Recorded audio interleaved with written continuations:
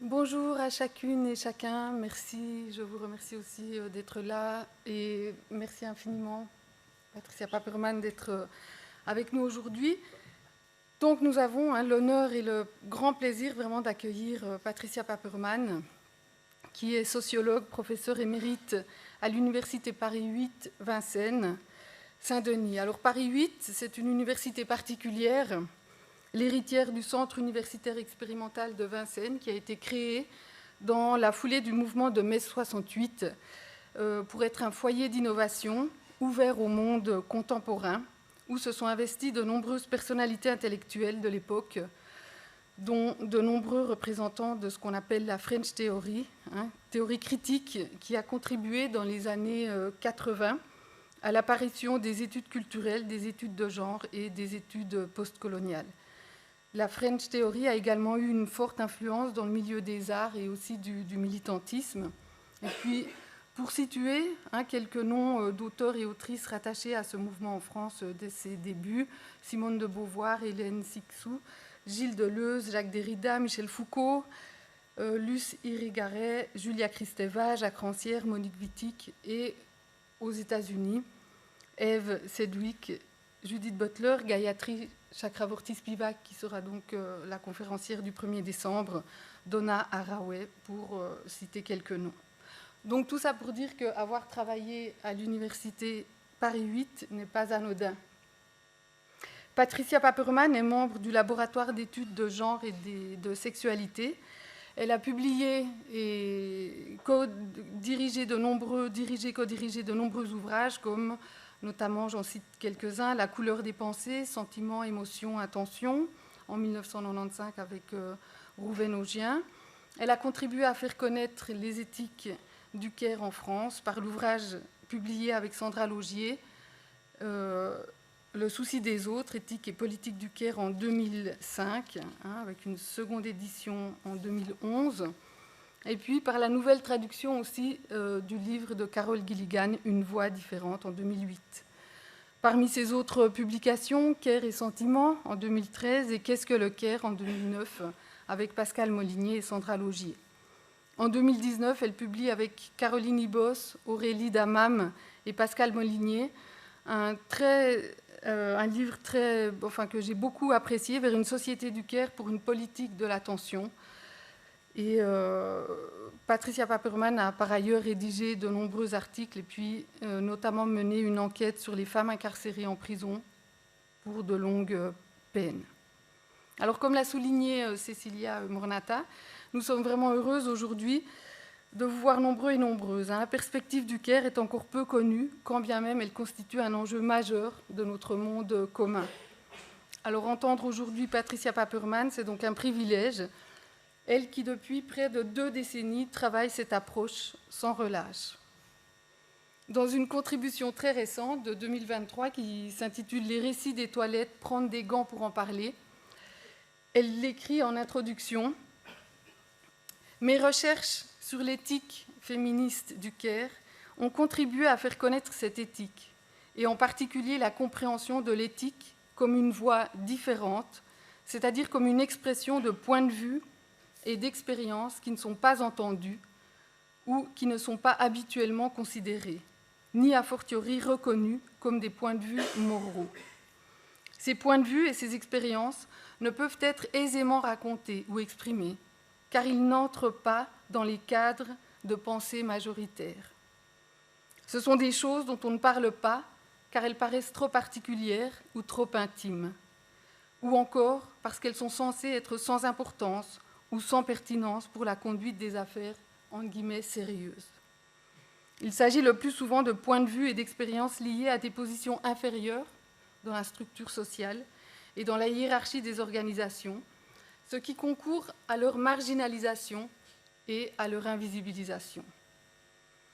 Et puis dans le livre à 4 voix que je citais tout à l'heure, vers une société du Caire, un livre en fait à 4 voix, mais qui finalement n'en sont qu'une, puisque tous les chapitres sont rédigés par vous 4, et je trouvais ça très appréciable.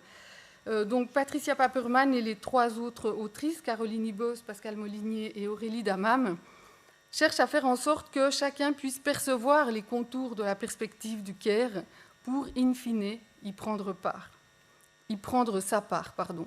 Et donc, comme l'a rappelé Cécilia tout à l'heure, l'organisation de ce cycle de conférences a aussi été pensée comme une invitation à prendre sa part en formation des adultes et dans l'éducation en général pour rendre notre monde commun plus juste.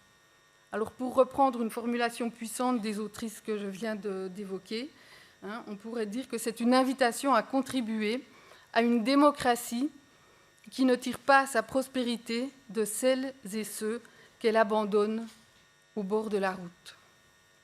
Les travaux de Patricia Paperman sont importants. Ils nous renvoient, dans le cadre de l'université, à la façon dont nous menons nos activités académiques, à la façon dont nous agissons dans le monde, à la façon dont nous contribuons à façonner celui-ci. Avec ces questions, ça nous renvoie à ces questions: dans quel sens vont nos travaux de recherche? Vers une réduction des inégalités sociales, vers un accroissement du pouvoir d'agir? Nous nous plaisons à le croire, mais nous savons aussi que nous devons remettre ces questions au centre de nos activités, à chaque projet de recherche, chaque fois que nous prenons la parole, chaque fois que nous écrivons. Pour Patricia Paperman, agir en sa qualité de chercheuse, c'est, je cite, « continuer de travailler en profondeur à partir de nos ancrages disciplinaires et en collaboration avec les personnes concernées, avec les communautés affectées, pour faire émerger et revenir des périphéries vers le centre, les voix étouffées du Caire. Quelles formes politiques peuvent l'encourager? Quelles expériences présentes ou passées, proches, locales ou lointaines, peuvent être étudiées à titre de modèle ou d'inspiration? Comment dégenrer le travail du Caire? Quelle lutte mener pour sa promotion concrète? Autant de questions, nous semble-t-il, au centre de la formation des adultes. Alors, chère Patricia Paperman, nous nous réjouissons de vous écouter et nous vous remercions encore très vivement d'être avec nous aujourd'hui. Merci à vous. Bon, mais merci beaucoup. Alors, je vais enlever le petit micro-cravate qui était destiné à m'éviter d'être derrière cet horrible podium. Je suis trop petite, donc j'ai l'impression d'à peine vous voir. Mais ça va aller parce que la situation excite un peu, donc ça me réveille, donc je vais me tenir très droite et vous parler droit dans les yeux. Donc merci à vous vraiment pour d'abord cette trop belle introduction. Donc ça me fait rougir. Enfin, je ne vais pas faire ma coquette, ça me fait très plaisir en fait. Et merci pour cette invitation, puis ce programme super. Ça donne envie de venir à toutes les conférences, mais vous n'allez pas m'inviter comme auditrice. Donc, je ne sais pas comment je vais m'en sortir. Bon, alors moi, je vais préfacer ce que je vais vous lire. C'est très difficile pour moi de le faire, mais je vais tenter quand même. Donc, vous avez ce titre un peu tordu, « Qui sait quoi et comment, éthique du Caire et savoir académique ». Qui sait quoi et comment, c'est une espèce de mauvaise blague, donc pardonnez-moi, une espèce de pastiche de la question qui s'occupe de quoi et comment, qui fait quoi et comment, avec laquelle, à de nombreuses reprises, on a tenté, moi ou d'autres, tenté d'expliquer ce que le concept de Caire transformait dans la manière d'aborder la réalité sociale et de la décrire. Bon, j'ai voulu faire un qui sait quoi et comment, et voilà. Ce dont je vais vous parler maintenant, c'est pas un texte. Enfin, il y a de la cohérence parce que je suis comme je suis, je peux pas me corriger. Mais je veux dire, c'est une espèce de rumination en cours. Je sais pas très bien ce que ça va donner. Je compte sur vous pour me faire des retours, pour nourrir cette réflexion qui est en train de se faire. Je reviens, et vous allez le comprendre, sur des moments de mon parcours de chercheuse sur le Caire. Mais l'idée, c'est, avec des tout petits décrochages, de réouvrir des pistes nouvelles et surtout de réouvrir l'imagination, de ne pas être ankylosé dans des formules qui finissent par devenir des slogans et qui, voilà. Donc, j'y vais. Merci de votre attention. Donc, l'enquête sur l'éthique et le travail de Caire est mon obsession officielle, celle qui m'occupe depuis un bon nombre d'années. J'ai eu différents interlocuteurs au fil du temps. Pendant les premières années, je trouvais important de parler avec des sociologues qui ne voulaient rien savoir de l'éthique, à savoir une grande partie de la profession, avec les mêmes ou d'autres qui considéraient que le Caire n'était pas un sujet pour analyser le ou les collectifs.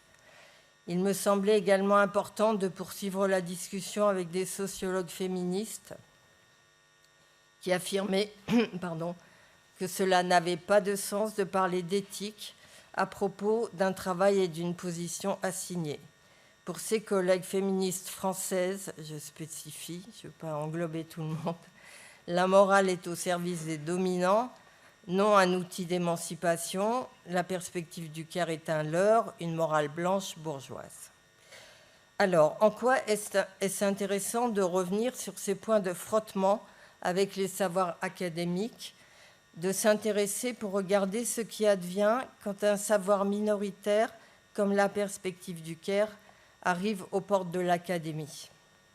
Il est clair que les différents savoirs académiques entre lesquels je suis habituée à naviguer, la socio et la philo principalement, travaillent avec des réseaux de concepts dans lesquels l'idée de Caire ne fait pas sens. La notion de Caire a été l'objet de disqualifications systématiques par ces deux disciplines, et ceci, quelle que soit la façon de comprendre le Caire, comme éthique, comme pratique et travail, ou comme perspective d'analyse. Pour la sociologie mainstream, celle qui est enseignée par une majorité de profs en France, l'éthique n'est pas du ressort de la discipline. Elle n'entre pas dans le périmètre de leur, alors j'ai mis des guillemets à leur en expliquant entre parenthèses, raccourci pour leur conception de la science, donc elle n'entre pas dans le périmètre de leur science. L'éthique ne rentre pas dans le périmètre de leur science. L'éthique est un sujet pour la philosophie. Pour les philosophes qui, les premiers, réagissent aux idées de l'éthique du Caire, alors petit rappel historique, c'était le moment en rôle, 71-1900, 20e siècle, c'est loin, théorie de la justice, la notion de Caire ne faisait pas une éthique. On pouvait certes parler de sentiments, de sensibilité, d'orientation subjective, mais pas d'éthique valant pour tous, comme l'éthique de la justice. Revenons à la sociologie et au ressort de la disqualification qu'elle utilise. S'occuper d'éthique, donc je me répète un peu, mais c'est pour me lancer la machine, dans l'espoir que ça produise quelque chose. S'occuper d'éthique, ce n'est pas faire de la sociologie. Ce n'est pas pertinent pour le collectif. Ce n'est pas qualifiable comme fait social. De plus, la socio-mainstream renacle toujours, en tout cas en France, à intégrer la perspective du genre dans les délimitations du collectif et des frontières entre sphère publique et privée. D'autres travaux sociologiques se focalisent sur le travail du Caire, dont il documente les transformations au niveau macrologique et au niveau mondial. Ces travaux ont tendance à fragmenter le phénomène du Caire, à le dissocier de l'éthique et du politique, à le restreindre aux formes dévalorisées du travail, les plus dévalorisées du travail, aide à domicile, ménage, bref, à spécialiser le propos. Et le travail du Caire devient un objet et une affaire d'experts. Dans cette valse de qualification-disqualification, c'est l'intrication entre la question de la science et celle des frontières, entre autres disciplinaires, qui me semble intéressante. Comme le soutient Émilie H., philosophe écoféministe, je cite, « L'histoire des sciences modernes est une histoire de disqualification entre science et opinion, comme entre science et non-science. » Ça vient du livre « Ce à quoi nous tenons ». Les savoirs académiques spécialisés, ceux qui revendiquent le titre de science, fonctionnent en privilégiant une problématique qui justifie de négliger ce qui ne la concerne pas. Ce n'est pas moi qui dis ça, c'est Isabelle Stengers, philosophe des sciences, dans son livre « Réactiver le sens commun ». Dans le monde Attendez,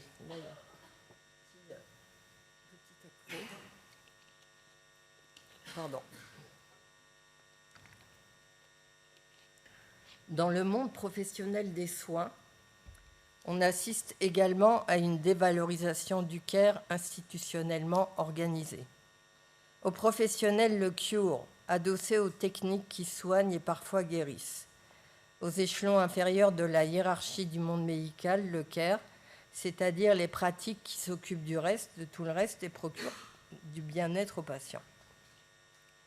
Cette division du travail s'accompagne d'une hiérarchisation des savoirs entre savoir spécialisé professionnel et savoir profane non spécialisé. Alors, je ne sais pas très bien qui j'aurais comme public, je pensais qu'il y aurait des jeunes, plus jeunes, donc je vais citer un auteur que je cite, c'est Ivan Illich maintenant, mais je peux vous le dire, un auteur qui a eu son heure, j'ai choisi de le présenter comme ça, un auteur qui a eu son heure de gloire dans les années post-68. Illich a écrit, alors je cite les titres de ses livres pour situer l'auteur, Une société sans école, La convivialité, Le chômage créateur, quelques titres qui évoquent le mouvement anti-institutionnel et de la contre-culture de l'époque. Le point que je voulais faire venir avec Illich, c'est le suivant. Dans sa critique radicale du système des professions, Ivan Illich fait remarquer que, je cite, « les professions légalement patentées forment un système d'autorité certifiée qui crée une altérité profane et introduit une équivalence entre non-spécialisation et incompétence. Et on ne sera pas étonné d'apprendre que le travail d'Illich n'a pas fait l'objet d'une réception enthousiaste de l'académie, en l'occurrence de la sociologie du travail, au contraire de celle que lui ont réservée un public composé d'éducateurs spécialisés, assistants sociaux et médecins. Bon, ça ne m'intéresse pas aujourd'hui, ou il ne s'agit pas pour notre réflexion aujourd'hui de répondre, entre guillemets, à ces disqualifications, ni de mettre en question ces savoirs spécialisés qui ont leur utilité. Mais de revenir, ce qui me paraît important dans cette affaire, c'est de revenir sur l'acceptation le plus souvent inconsciente d'une autorité épistémique qui enjoint de négliger les savoirs issus de l'expérience. Cette acceptation est rarement explicitée ou thématisée. Elle est intégrée, intériorisée avec la socialisation au canon de la science normale, celle qui se constitue par différence d'avec l'opinion, d'avec la non-science. Elle est surtout entretenue par les conditions d'exercice des professions et de production des savoirs. Sous l'expression « savoir issu de l'expérience », je veux souligner, je cite donc Isabelle Stengers, ces expériences, et ça fait écho à la citation du texte « Le récit des toilettes » qui m'était sorti de la mémoire. Donc, je m'excuse. Donc, ces savoirs issus ce sont ces expériences, ça c'est une citation, que nous savons partager, même si nous ne savons pas très bien les dire, ces expériences qui sont si difficiles à mettre en mots et qui sont mises en difficulté par une théorie qui les disqualifie. Donc, ces expériences donc sont, je pense, pas seules évidemment, mais des réservoirs de savoir et d'imagination qui peuvent ou non se déployer en étant partagées. Et c'est dans ces contextes où elles sont partagées qu'elles peuvent retrouver la valeur qui leur est retirée ou déniée par les théories majoritaires qui s'adossent au canon de la science normale. Si la notion de care s'est imposée au bout du compte, c'est bien parce que le mot est venu combler un manque dans le vocabulaire courant pour dire des expériences partagées centrées sur l'entretien de la vie et du monde commun. Toutes choses qui ne pouvaient se dire ni surtout se faire entendre par un cercle plus large que celui des personnes assignées à ces fonctions dans la sphère domestique ou aux échelons inférieurs des organisations du travail. C'est ce que nous avons expérimenté en faisant les premiers entretiens pour l'enquête sur le care domestique.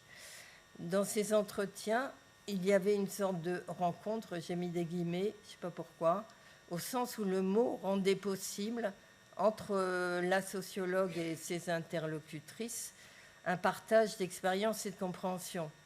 Ce partage comprenait, outre les histoires de care domestique, un étonnement commun sur la difficulté à dire et à décrire ces expériences ordinaires et complexes à la fois. Cela veut dire également que la relation entre les deux parties n'est pas du même ordre que celle qui est instaurée de façon plus asymétrique dans l'entretien supposément classique, c'est-à-dire celui qu'on enseigne en méthodo première année, où l'un pose des questions, c'est-à-dire définit les cadres et les concepts pertinents, et l'autre les accepte en répondant. À l'idée de savoir issu de l'expérience, j'avais préféré au départ celle de connaissance de l'intérieur, reprise de chez Dorothy Smith, une sociologue canadienne, alors donc cette connaissance de l'intérieur, elle l'a définie comme cette connaissance du monde social que nous disposons de l'intérieur à partir des conditions concrètes, particulières et locales de nos existences incarnées. Pour Dorothy Smith, il y a une disjonction ou une discontinuité entre cette sorte de connaissance et les formes objectivées du monde social produites par la sociologie. Alors, je suis désolée, j'ai l'air d'être obsédée par la sociologie, là. Mais c'est quand même avec ça que j'ai été formée et c'est avec ces gens-là que j'ai parlé quand même et que j'ai travaillé. Donc. Et on fait quand même appel, je trouve, beaucoup aux sociologues quand il s'agit de faire un point sur l'état du monde social en période de crise. Je veux dire, c'est quand même le sociologue qui dit ça. Donc, voilà. J'étais sur la disjonction, discontinuité entre cette forme de connaissance de l'intérieur, donc celle qui part des conditions concrètes de nos existences incarnées et les formes objectivées du monde social produites par la sociologie. Et ça fait écho puisque vous avez cité Gilligan, donc j'en profite pour la glisser un petit peu aussi. L'idée de Gilligan qui, dans ses enquêtes, documente la dissociation produite par la pensée patriarcale dans l'expérience des personnes et la connaissance qu'elles en ont. Et il y a toujours cette histoire qu'il y a deux manières de parler, deux manières de connaître, deux manières de... Voilà, et puis il y a un truc qui ne colle pas entre les deux. Donc j'ai également utilisé une autre, donc j'empile les notions, et après on peut voir si ça sert à quelque chose ou si ça crée un peu de jeu d'empiler des notions comme ça. J'ai également utilisé la notion de savoir minoritaire reprise de Patricia Hill Collins, donc l'auteur de Black Feminist Thought. Patricia Hill Collins élabore une analyse des rapports entre la pensée féministe noire et la pensée ordinaire des femmes noires sur leur propre oppression. Elle souligne de plus l'importance pour ces pensées des conceptions alternatives de la production du savoir et de la validation du savoir qu'elle véhicule. Et je vais un peu vite, on y reviendra dans les discussions, vous me ferez parler là-dessus. Et dans cette analyse de la pensée féministe noire, elle fait donc apparaître que l'expérience figure comme un principe épistémologique fondamental, un critère de sens pour juger des savoirs abstraits à la fois dans la pensée ordinaire des femmes noires et dans la pensée féministe noire. Voilà. Donc ces cadrages à la fois renforcent l'inscription de l'éthique du care dans le champ des études féministes et de genre, et ils suggèrent aussi une voie différente pour mener des enquêtes à partir du point de vue des publics concernés et ou avec eux. J'ai soutenu ailleurs que la perspective du Caire engage un rapport à la connaissance différent de celui qui caractérise les pratiques scientifiques majoritaires et des sciences sociales en particulier. Celles-ci produisent une méconnaissance du domaine du Caire en fragmentant le phénomène, en disloquant la réalité suivant les découpages des disciplines et des sciences. C'est une toute autre démarche. Alors là, c'est le nouveau maintenant, ce que je voudrais pouvoir développer avec votre aide. C'est une toute autre démarche que celle qui vise à faire sens en commun, à déployer expérience et savoir partagés, à prendre en charge la pluralité des points de vue existants par rapport à un problème, ainsi que leur conflictualité. Comme l'écrit Émile H., les savoirs ordinaires soulèvent des questions de bon sens qui ne sont pas considérées par la science, questions qui amènent en réalité à complexifier l'approche experte scientifique, comme l'ont montré les mouvements écologiques, en gros. Dans le sillage du pragmatisme de Dewey, les éthiques du Caire, comme l'écologie politique, procèdent à une reconfiguration des problèmes tels qu'ils sont posés par les politiques au sens des institutions. Cette réélaboration est le fruit des expériences des publics concernés par les problèmes en question. Pour l'écologie, il est sans doute plus clair aujourd'hui que ce sont ces regroupements de publics concernés qui ont fait avancer les façons d'identifier, de définir et de diagnostiquer les problèmes écologiques. Pour les éthiques du Caire, les avancées les plus marquantes des questions de Caire dans la sphère publique ne sont pas aussi évidentes.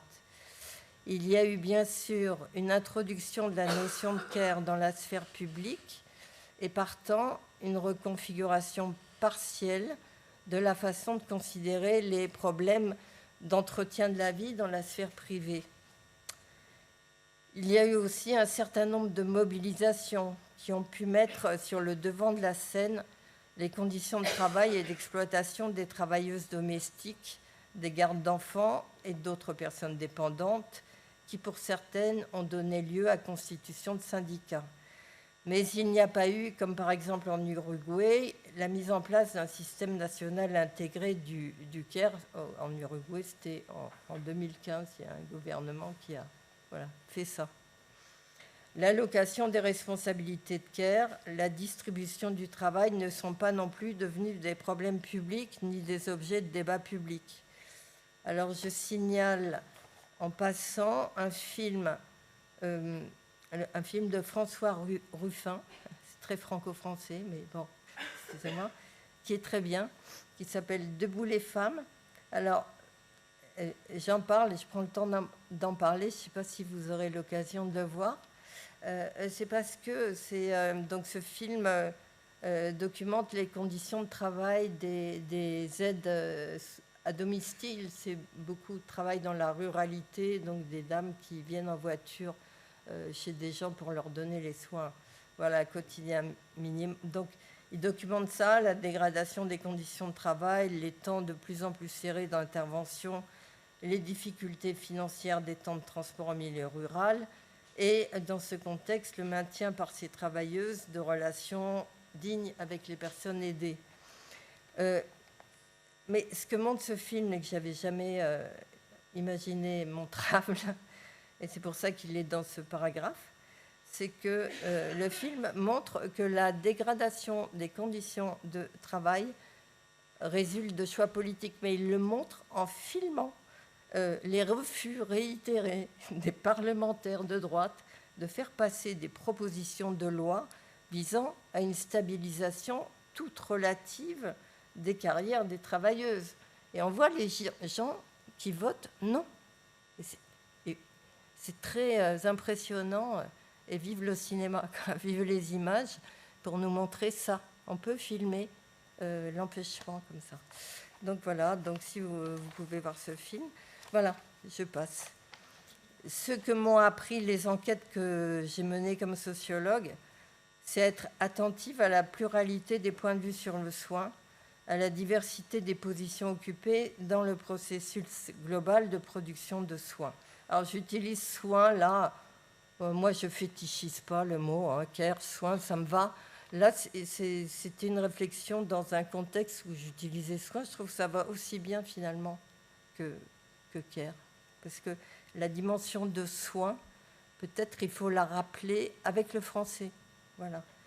Donc ces enquêtes mettent en exergue la complexité des questions de care, complexité qui est pour une part importante liée à cette pluralité et diversité des points de vue.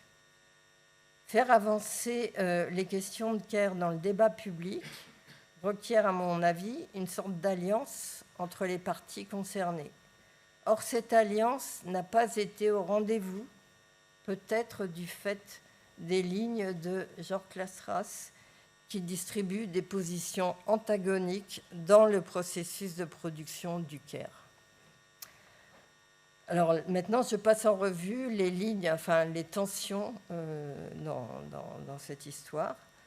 L'éthique du care exprimerait les expériences et les points de vue des personnes en position de responsables du care et non les expériences et les points de vue des travailleuses du care qui elles aussi sont diverses. En outre, la focalisation sur le travail du care empêcherait la prise en compte des points de vue des personnes dites destinataires du care, je souligne dites destinataires du care. Certaines d'entre elles, regroupées autour des questions de handicap, ont élaboré de façon systématique leurs expériences et savoirs avec les Disability Studies, études critiques du handicap, qui constituent un champ d'études diversifié. Depuis la position de ceux qui sont identifiés comme destinataires, le care, les relations d'aide, d'assistance, d'accompagnement. Tout cela peut apparaître comme une forme d'oppression qui inclut des abus de pouvoir inhérents aux relations entre les professionnels de l'aide et les personnes dont ils ou elles s'occupent, et surtout un déni d'agentivité des personnes handicapées. Les situations de handicap mettent ainsi en évidence des angles morts et surtout les présupposés capacitistes de l'éthique du care et plus largement des théories féministes. Voilà. Les femmes... Je dis tout, là. Les femmes handicapées sont invisibilisées dans les analyses féministes et dans les éthiques du care. Elles sont le plus souvent considérées comme des charges pour les pourvoyeuses valides, et non comme des sujets de leur vie et de leur histoire. De plus, les femmes handicapées ne sont pas considérées comme de bonnes parentes, puisqu'elles ne seraient pas en mesure d'assurer la responsabilité et le travail du care pour leurs proches. Ces lignes de fracture engendrent des formes d'invisibilisation d'expérience ou d'altérisation des personnes. Selon la ligne de capacité, les personnes non valides sont ou invisibilisées ou altérisées. Et je mentionne juste, pour en rajouter une couche, mais juste pour mémoire, je ne développe pas, le débat sur la question des problèmes cognitifs sévères analysé par la philosophe du care Eva Feder-Kitté, qui soulève le problème du porte-parole. Pour clore et pour vous donner la parole, je soutiens, je ne clôt rien du tout, j'essaie de comprendre ce que j'ai fait, que l'abandon d'une posture monologique est une condition de l'enquête et de la connaissance dans la perspective du care. La connaissance ne peut être produite par un sujet occupant une position d'observateur qui lui permettrait d'accéder à une vérité quelconque. Il me semble plus réaliste de partir de l'existence de lignes de tension entre des points de vue divergents sur les questions de care et de faire apparaître cette possible conflictualité comme un élément constitutif, comme une sorte d'antidote aux inévitables invisibilisation et altérisation des sujets du Caire. Je vous remercie.